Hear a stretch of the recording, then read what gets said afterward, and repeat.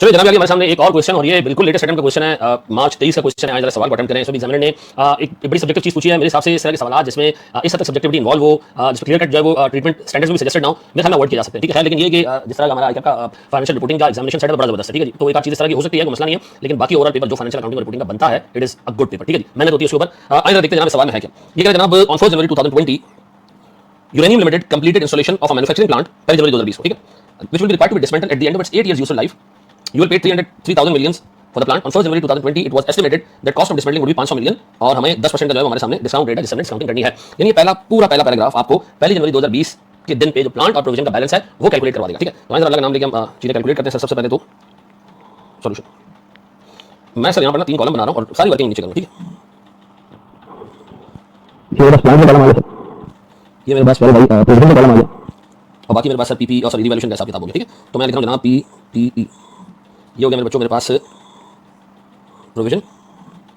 Provision for dismantling cost और तीसरा मैं कॉलम बनाऊंगा सर रिवैल्यूएशन का। ठीक है, अब अल्लाह का नाम लेके शुरू करते हैं। सबसे पहले हमें पता चल जाएगा हमारा पीपी कितने रिकॉर्ड होना है। वर्किंग हम नीचे करते हैं सर, बिल्कुल खाली जाके सर नेक्स्ट पेज पे। ठीक है, सबसे पहले सर मेरे पास पीपी की कॉस्ट, पीपी मैंने खरीदा कितने पैसे, 3,000 रुपए पे। ठीक है, ये इसकी कॉस्ट है जी और इंक्लूडिंग इंस्टॉलेशन 3,000 रुपए। मैंने 500 रुपए करने 8 साल बाद, तो मैं प्रेजेंट वैल्यू निकाल रहा हूँ ऑफ डिसमेंटलिंग कॉस्ट 500 रुपए, 10% का रेट 8 साल की लाइफ। ठीक है, 500 रुपए का अमाउंट, 10% का रेट, 8 साल की लाइफ। सर 233.25 233.25। तो ये मेरे पास हो गया सर टोटल कितना, 3,000 plus 233 sir this is 3,233.25। Sir ये आ गया मेरे पास बैलेंस डे 1 की कॉस्ट। अब मैं सर इसको यहाँ लिख रहा हूँ जाके, 1 जनवरी 20 इस एसेट की कॉस्ट है सर 3,233.25 ऐसा। और मेरे पास सर प्रोविजन है 1 जनवरी 20 पीपी की वजह से प्रोविजन आया है मेरे पास सर 233.25। अच्छा रिवैल्यूएशन तो है नहीं क्योंकि पहला दिन है। चलो जी मेरे बच्चों आगे बढ़ते हैं। ये पहले जनवरी 2020 का, ठीक है। फिर अगर estimates of dismantling cost and applicable discount rate were reviewed on 31 December 2021। पूरा 20 खत्म, पूरा 21 खत्म, पूरा 20 खत्म, पूरा 21 खत्म। तो चलो पहले पूरा 20 और पूरा 21 खत्म भी कर देते हैं। हम ले लेते हैं सर पहले 31 दिसंबर 2020 पे डेप्रिसिएशन और इसी तरह 31 दिसंबर 21 पे भी डेप्रिसिएशन सर। और मेरे पास डिडक्शन चूंकि स्ट्रेट लाइन है तो कांस्टेंट रहेगा डिवाइडेड बाय 8 सर। ये आता है 404.16 404.16 404.16। तो मेरे पास सर कैरिंग अमाउंट 31 दिसंबर 2021 पे मौजूद था सर कितने का सर 2425 राउंड ऑफ कर लेते हैं। ठीक है, इसी तरह से मेरे पास 31 दिसंबर 20 पे इंटरेस्ट आया होगा 10% का, लगाएंगे जी 233.25 मल्टीप्लाई 0.1 या आता है मेरे बच्चों मेरे पास 23.32। तो सर मेरे पास ये हो जाता है 256.575। फिर सर इस पे 31 दिसंबर 2021 में फिर इस पे सर इंटरेस्ट लगता है सर कोई 10% का। ये बच्चों मेरे पास आता है 25.66 और मेरे पास सर ये बन जाता है टोटल सर मेरे पास बन जाता है 282.23। यहां तक आ गया सर मामला सीधा। 31 दिसंबर 2021 में आ चुका हूं कैरिंग अमाउंट में भी, एसेट के कैरिंग अमाउंट में भी, और 31 दिसंबर 2021 में आ चुका हूं प्रोविजन के कैरिंग अमाउंट पे भी। अब कह जी हमने प्रोविजन के कैरिंग अमाउंट को रिवाइज करना है। 475 का रेट है और 15% रेट है। 475 का अमाउंट है प्रोविजन का जो पहले 500 मिलियन था रिड्यूस हो चुका है। ठीक है जी, रिड्यूस हो गया 475 और जो 10% का रेट था ये इंक्रीज हो चुका है जी 500 और 15%। तो हमारे लाइफ सर 8 साल की 6 साल लगे, 2 साल गुजर चुके। तो हम प्रोविजन का नया बैलेंस निकालने जा रहे हैं। ठीक है जी, मैं प्रोविजन का निकालने जा रहा हूं नया balance, provision new balance at 31 December 2021। ठीक है जी, that is 475 divided by 1.15 raise to the power 6। 475 divided by 1.15 raise to the power 6। याद है मेरे बच्चों 205.36 205.36। अच्छा मैं ऊपर जाता हूं तो मुझे बैलेंस नजर आ रहा है कोई 282 और मुझे इसको लेकर आना है सर 31 दिसंबर 2021 पे मुझे रिडक्शन देखनी है। इसमें रिडक्शन पता नहीं कितने की रिडक्शन हुई, लेकिन उसके होने के बाद सर ये हो चुका है 205.36 माइनस 282.23। ये मेरे पास बनता है बेटा 282.23 माइनस 205.36। ये मेरे पास बनता है मेरे बच्चों 76.87। ये आगे रिडक्शन। अब सीधी सी बात है, रिडक्शन को रिकॉर्ड कैसे किया होगा? हमने प्रोविजन को किया होगा डेबिट और क्रेडिट में किया होगा इसको रिवैल्यूएशन सरप्लस को। क्यों? क्योंकि सर इस किस्म के प्रोविजन का जो चेंज है वो रिवैल्यूएशन में जाता है, लेकिन अभी तो पहली दफा रिवैल्यूएशन भी नहीं हुई। ये वो पॉइंट है जिस पे हमें एतराज है, क्योंकि वो जो इफ्रिक की वर्डिंग है ना उसमें कहा है कि जी आप रिवैल्यूएशन को अल्टर करें, रिवैल्यूएशन को चेंज करें, तो रिवैल्यूएशन तो हुआ ही नहीं है। तो मैं अब इस पे हेड को रिवैल्यूएशन कैसे डाल दूं? लेकिन सर अब चूंकि सवाल ऐसा सब्जेक्टिव और बनाया गया है कि इसके बगैर कुछ आ ही नहीं है, मैं इसको रिवैल्यूएशन में डाल दूं, तो मैं सर रिवैल्यूएशन में डाल रहा हूं। मैं प्रोविजन डेबिट करके रिवैल्यूएशन सरप्लस को क्रेडिट कर रहा हूं। इसका मतलब बिला वजह का 31 दिसंबर 21 पे प्रोविजन चेंज होने की वजह से, प्रोविजन फॉर डिकमिशनिंग कॉस्ट चेंज होने की वजह से हमारे पास एक रिवैल्यूएशन का बैलेंस आ गया, दैट इज 76.87। सर कोई मसला नहीं, आने दो। ठीक है जी, जैसा देश ऐसा एग्जाम मसला। ठीक है जी, अब ना जी मेरे पास एसेट में कोई चेंज नहीं आया सर, यहाँ चेंज आ गया मेरे पास, मामला हो गया सीधे। ठीक है जी, मेरे पास एसेट 2425 पे खड़ा है, मेरे पास प्रोविजन 205 पे खड़ा है, मेरे पास बिला वजह का रिवैल्यूएशन आ गया 76.87। दो ये रिवैल्यूएशन एसेट की फेयर वैल्यू चेंज होने की वजह से नहीं है, लेकिन सर क्योंकि एग्जाम का सवाल है, we have to live with it, so we are living with it. ठीक है जी, अब बताएं मेरे बच्चों मेरे पास अब अगले साल कुछ हुआ? हां देखा जी, ये तो 31 दिसंबर 2021 साथ निपटा दिया। चलो 22 को भी निपटाते हैं। उसने कहा जी the fair value plant including, मैंने आपको कहा इंक्लूडिंग का वर्ड जब भी आए इसका मतलब ये एसेट की फेयर वैल्यू है, एसेट की, ये नेट एसेट की फेयर वैल्यू नहीं। 1900 रुपए जी फेयर वैल्यू 1900 रुपए एसेट की। तो पहले तो काम करो, उसको डेप्रिशिएट करो पहले।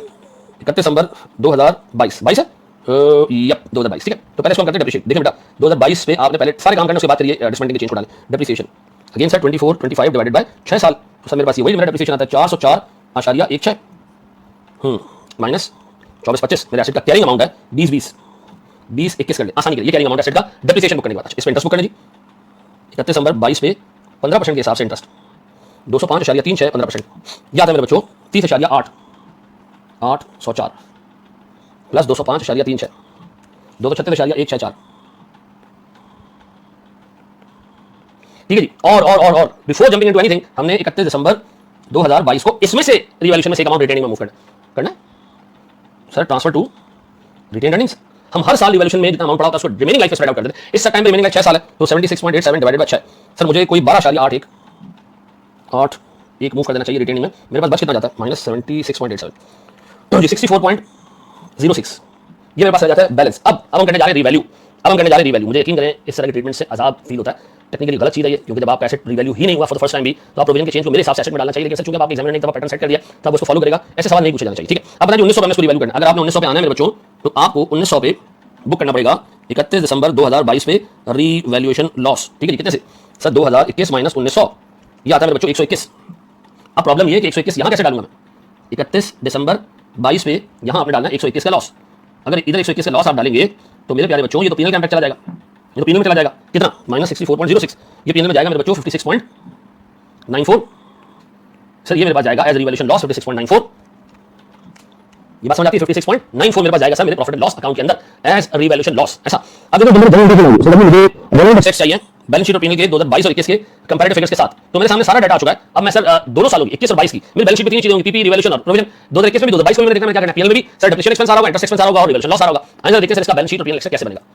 चलिए अगर मैं स्टेटमेंट ऑफ फाइनेंशियल पोजीशन के एक्सट्रैक्ट्स बनाऊं तो मेरे पास स्टेटमेंट ऑफ फाइनेंशियल पोजीशन ठीक है। अब स्टेटमेंट ऑफ फाइनेंशियल पोजीशन में मेरे पास दो कॉलम होंगे सर 2022 करंट ईयर और एट द सेम टाइम मेरे पास 2021 कंपैरेटिव में आ रहा होगा ठीक है। मेरे पास सर कुछ नॉन करंट एसेट्स हैं पीपी टाइप के, सर मेरे पास कुछ नॉन करंट लायबिलिटीज हैं और मेरे पास सर इक्विटी है। करंट वाली तो कोई चीज नहीं है ना इधर। सबसे पहले मुझे मेरे पास पीपी मौजूद है।